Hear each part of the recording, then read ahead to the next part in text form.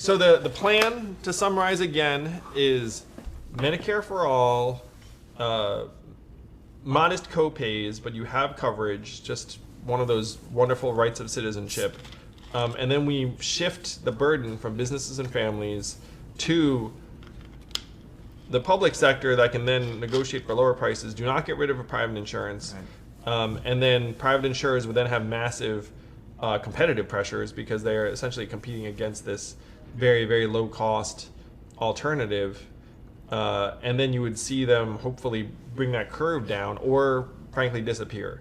And a number of them would disappear. And that's appropriate. I mean, you can't have environments where essentially you get to jack up prices on Americans every single year. And I've talked to hundreds of Americans around the country whose backs are being broken by healthcare costs, prescription drug costs, people choosing between like drugs and rent and drugs and food and drugs and childcare.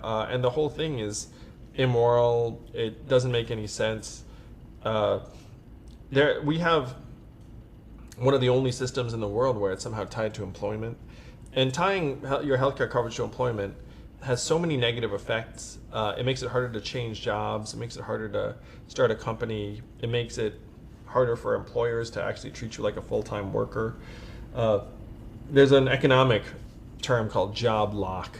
And many, many people have job lock. How many people watching this right now have thought for a moment, oh, maybe I'll do something different, and then thought, oh, okay, because of healthcare. So if you have healthcare covered through the public, then it will add to so much dynamism and creativity and business formation, all these wonderful things in our economy. And the key challenge you have to accept is someone will be like, oh, where's the money? And be like, look, we're spending so much money now, we're just going to shift it from the businesses and families that are currently spending it to the government. And there'll be massive cost savings along the way.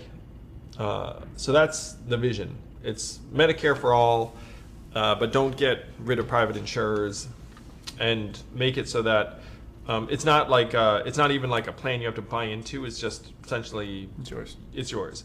And I've had family members return to parts of Asia and interact with the healthcare system, and it operates like that. They just show up and get a procedure, get a filling, get taken care of, and they walk out and are like, that was wonderful, seamless, it cost $40, like the whole thing. They're just like scratching their heads being like, wow.